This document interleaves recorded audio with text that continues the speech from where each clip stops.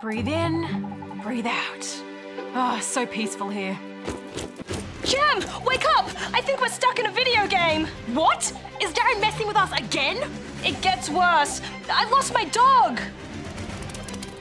Boat meal! Now we have everything we need to do our review. Let's do it.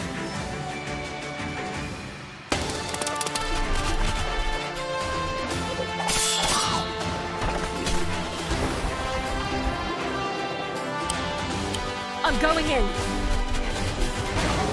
Ha! Wargroove is a turn-based strategy game that is somewhat of a spiritual successor to the old Advance Wars series, which was a string of highly popular strategy games on the Game Boy and DS. While Advance Wars had a modern military setting, Wargroove is set in a lush fantasy world, which is totally my thing. The game opens with a beautifully animated montage, and I was immediately taken in by the rich design of all the characters. It was like catching a glimpse into an already well-established universe. So exciting. It's like the Saturday morning cartoon of my dreams, and the sense of backstory is woven throughout the whole game. You play as a variety of different commanders that are leading their army to battle. Each commander has a unique groove power to charge up and use, such as a healing aura or zone shield. These are often the key to turning the tide in battle. Every character and faction each has their own really cool style, which makes for some great costumes. And Rad, you know how much I love a good costume. Oh, you look stunning, by the way. So do you. There's even Caesar, the majestic pup commander, so your dog can play dress-ups too. That's if they let you.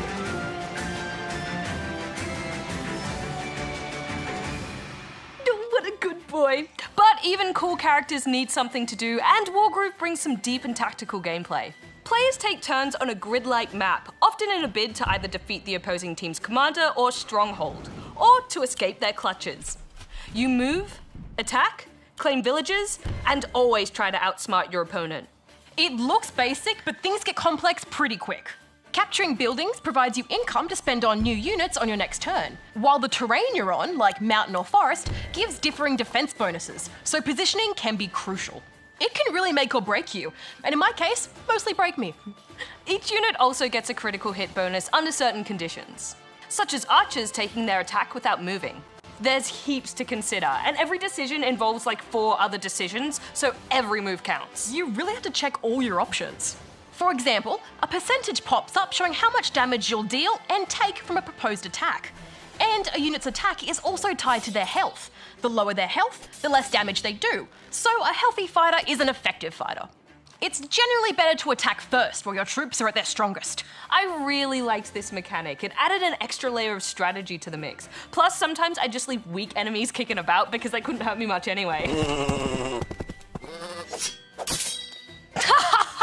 Weaklings! Getting a little power hungry there, Ed. I prefer the term strategically developed. Gem, I also gotta say that Wargroove has a super impressive custom map editor. Here you can create your own entire campaign with a variety of maps, including cutscenes. This has got to be one of the most powerful level editors I've ever seen. You can absolutely make an entire new game from it. Well, as long as that game's a turn-based strategy game involving fantasy commanders. There's also arcade mode. This contains 5 extra scenarios against the different commanders. This lets you see the whole array of different units in the game before they unlock in campaign mode. And I almost wish that I didn't play arcade mode so early and ruin the mystery for myself. Then there's puzzle mode, where you try and win a map in only one move.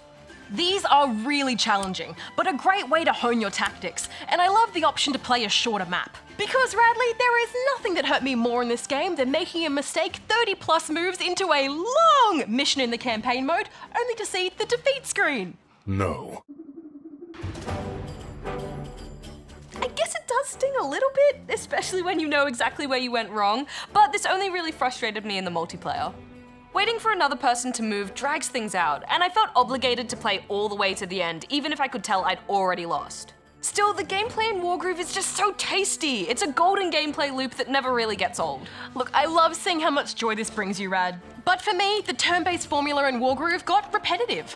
And while I love the style, it felt like the difficulty was just bordering on rage quit. I'm giving this 3 out of 5 rubber chickens. Oh, Gem, Wargroove is so my jam. I'm stoked on it. I'm giving it 5 out of 5 rubber chickens. Paw! Ah! I won't hold back!